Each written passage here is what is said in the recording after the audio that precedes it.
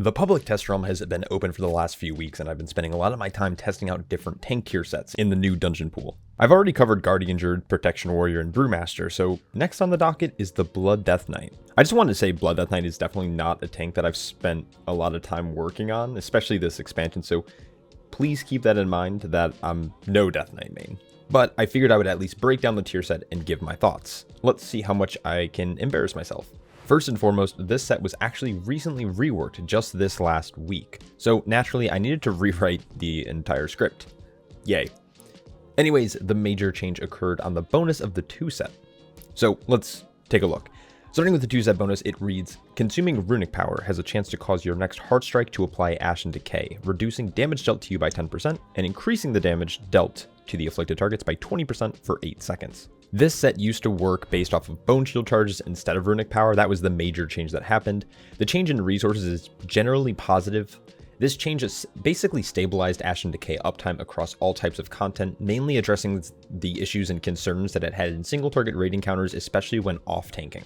Anywho, this is a super straightforward set. When you spend runic power, there is a low chance to proc a buff called Ashen Decay on yourself. For my testing, this is about a 12% chance per death strike, but you can high or low roll this. Once you gain this buff, your next Heart Strike will actually, well, first glow, which is a nice little addition, but it's going to apply that Ashen Decay buff to your target as a debuff, reducing the damage that they deal to you and increasing the damage that you deal to said targets. Before you ask, yes, the Heart Strike Cleave will actually apply this to all targets hit, so there is an incentive to actually always be in your Death and Decay, which is typically standard with the Blood Death Knight, especially with other talents, but we'll get into that in a bit. This 2 set bonus becomes even stronger when it's accompanied with a 4 set bonus. Jeez. What a dumb thing to say. What a dumb set. The 4 set bonus reads, Soul Reaper's execute damage and Abomination Limb's damage applies Ashen Decay to enemy targets, and Heart Strike and Blood Boil's direct damage extends Ashen Decay by 1 second. This puts a pretty heavy emphasis on Abomination Limb, which can be seen as a good or bad thing. Focusing on this cooldown, during its duration, Ashen Decay will be applied to all targets hits repeatedly every time it deals damage, turning this cooldown into a 10% DR and a 20% damage gain to just pretty much every target that's being hit by it. On top of that, Heartstrike and Blood Boil's damage will now extend Ashen Decay's debuff. Normally, you can extend this buff to about 15 seconds or more just by spamming Blood Boil and Heartstrike. Normally, I would complain about being forced to take a specific talent, but Abomination Limb has been the staple of the Death Knight since pretty much Shadowlands, and it is a very powerful CD by itself. This new bonus really doubles down on that ability, granting the DK more upfront burst damage on a 2-minute cooldown. Now, originally I was pretty set on ignoring Soul Reaper, but I then came around to it. It was just a very difficult choice to drop Empower Rune Weapon since that's been kind of a staple of the DK as well, all of Dragonflight. Before I talk about the talent swaps, let's quickly cover why Soul Reaper might be important to take. First, Soul Reaper is actually a pretty hard-hitting ability when the target is within execute range, which is typically lower than 35%, especially if you have Dancing Rune Weapon active, since it's not only going to apply once, but 3 times, once for each weapon. Also, since Ashen Decay lasts for 10 seconds and Soul Reaper is a 6-second cooldown, you can ideally maintain 100% uptime on the Ashen Decay buff on at least 1, if not 2 targets while they're under 35% health, since Blood Boil and Heartstrike will extend the buff as well. While this doesn't seem to be that big of a deal, giving a tank a sizable execute in addition to a permanent damage reduction and a 20% damage boost is kind of really strong, especially for raid prog. Dropping Empower Rune Weapon is a hard pill to swallow since it's such a strong ability that grants runic power and runes, but let's talk about some potential talent options.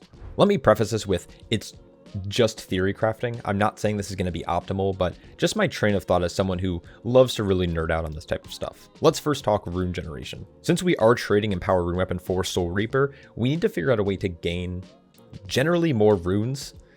With a higher item level this next patch, I think that the haste that we're going to lose from dropping Empower Rune Weapon shouldn't be that big of a deal since we're naturally going to gain more haste from gear with a higher item level.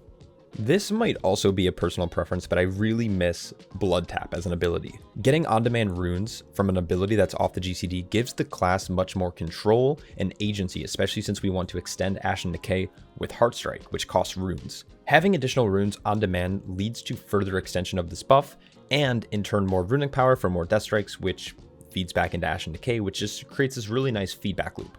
Originally, I was messing with the idea of dropping Rune Tap and Foul Bulwark for 2 stacks of Heartbreaker. The theory here is that Heartbreaker would help make up for the loss of runic power generation from losing Empowered Rune Weapon. Though after some testing, I felt like Runic Power Generation really was fine, and having full Bulwark as a health increase and Rune Tap as an additional DR ended up being helpful for some tank busters like this one. Mostly everything here will stay the same though. In order to obtain this pathing, we do need to drop a capstone. For healing, we could probably drop Ironheart in order to continue playing Umbilicus. For damage though, you can probably drop Umbilicus for Ironheart and trade out 2 points for improved Vampiric Blood to opt into improved Heartstrike in the top half of the tree. Anyways, I do like the idea of changing up the build significantly between, opting into Soul Reaper and leaning into Blood Tap if possible. It generally feels like a breath of fresh air for the class. So this brings me to my pros and cons list, and I'm probably going to bounce back and forth a little bit with this list. First, I do think that the Season 2 set is relatively underappreciated, and I think once it goes away, Blood Death Knight mains actually might find that they miss it. The synergy between the bonus of that set and Umbilicus Eternus just added so much value to the class.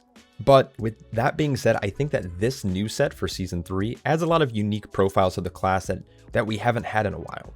First, Abomination Limb is on a 2-minute CD, which is going to provide the Death Knight a ton of burst damage, and decent sustain during the duration and after. Secondly, Soul Reaper has been a pretty irrelevant talent, and it's nice seeing the set not only trying to include it, but providing a ton of additional value. Outside of Protection Warrior, there's not really another tank that has an Execute, and even the Prot Warrior Execute is fairly weak, since you still need to prioritize Shield Block and ignore Pain beforehand. With Soul Reaper, this deals a ton of damage and gives the Death Knight a permanent 20% damage increase to targets below 35% health, which to me feels like it could be pretty valuable in raid prog. At first, I was pretty uninterested in this tier, and I found it pretty mid, but once I started experimenting with Soul Reaper, it definitely piques my interest. Adding Soul Reaper and Blood Tap to this build specifically also changes up and complicates the class in my opinion. The Death Knight now has a little bit more active control over their rune spending, and arguably needs to pay attention to mob health if they want to optimize their Ashen Decay. This can though be seen as a good or bad thing. My main downside with this set, and honestly it's more of a class thing than anything, is the requirements to attempt to remain in your Death and Decay. This is for talent related reasons like Unholy Ground and Sanguine Ground, but also since you want to increase the target's hit by Heartstrike in order to basically hit as many targets with Ashen Decay as possible. Now, I may be totally wrong about playing Soul Reaper and then in turn the Spec Tree talents, but I think this set is one of my higher ranking sets. Well, until VDH gets reworked.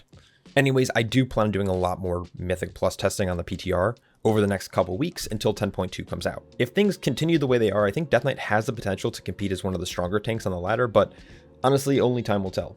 Well, that's pretty much my time. I do want to hear what you guys think down below. Like I said though, I'll be back again on this class soon once I'm able to do more testing.